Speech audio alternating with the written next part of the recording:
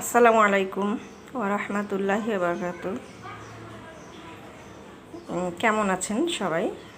তো আল্লাহর কাছে দোয়া করছি সবাই ভালো সুস্থই থাকবেন ও থাকুন। আপনাদের দোয়া আমিও ভালো আছি, আলহামদুলিল্লাহ, আল্লাহর কাছে শুকরিয়া। তো আজকে আমি আপনাদের সামনে হাজির হয়েছি ইলিশ মাছ নিয়ে। ইলিশ মাছ আমি রান্না করব, তার জন্য এখানে আমি উপকরণ দেখুন, আমি এখানে পেঁয়াজ বেটে নিয়েছি, পেঁয়াজ, গুঁড়ামরিচ, এখানে আদা রসুন, হলুদ গুঁড়ো, একটু জিরে গুঁড়ো, লবণ, আমি সব কিছু মিক্সার করে পেস্ট করে নিয়েছি। তো এখন আমি ইলিশ মাছ রান্না করব, চলুন রান্না করা যাক। তো আমি কড়াই বসাই দিয়েছি, এখন আমি এখানে সরিষার তেল দিয়ে দিচ্ছি।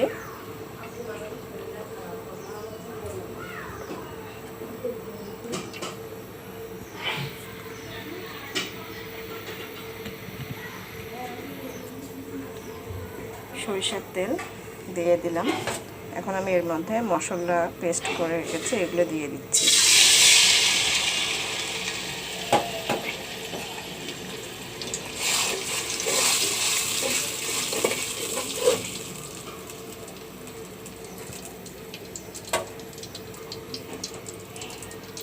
মশলাগুলো আমি একটু কষিয়ে নিব।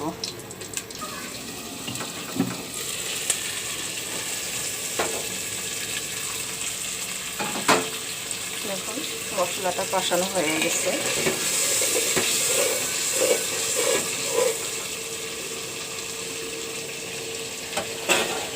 আমি এখন ইলিশ মাছগুলো দিয়ে দিব।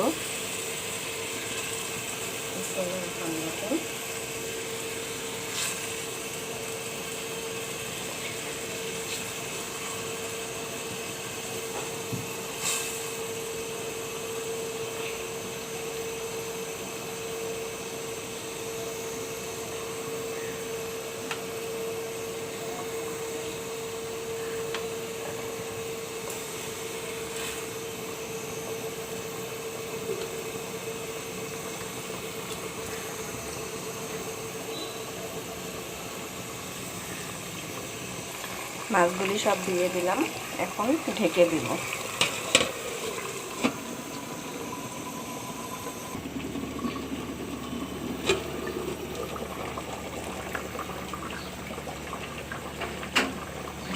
দেখুন মাছগুলো বলক উঠে গেছে, কালারটাও সুন্দর আসছে। তো সব কিছু মানে পেঁয়াজ বেটে দিয়েছি, আদা রসুনও দিয়ে দিছি, মানে মশলাগুলো পেস্ট করে দিয়েছি। এতে মাছটা অনেক মজাদার হয়েছে, এটা আমি বোঝাতে পারবো না আপনাদেরকে। আর সরিষার তেল যেহেতু দিয়ে রান্না করছি, কিন্তু একটা কি দিয়ে দেইনি, সরিষাটা দেইনি, সরিষা বেটে দিলে আরও মজাদার হইতো রান্নাটা। তো তারপরে অনেক মজা হয়েছে রান্নাটা। তো আপনারা সবসময় সরিষার তেল দিয়ে সব কিছু খাবার চেষ্টা করবেন, স্বাস্থ্য ভালো রাখার চেষ্টা করুন ও সুস্থ থাকুন, এটাই সবসময় দোয়া কামনা করি। আপনারাও আমার জন্য দোয়া করবেন, আমি যেন ভালো থাকি।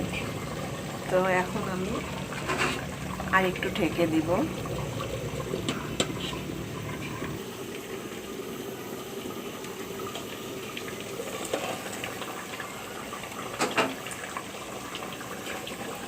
তো দেখুন মাছ রান্নাটা আমার হয়ে গেছে।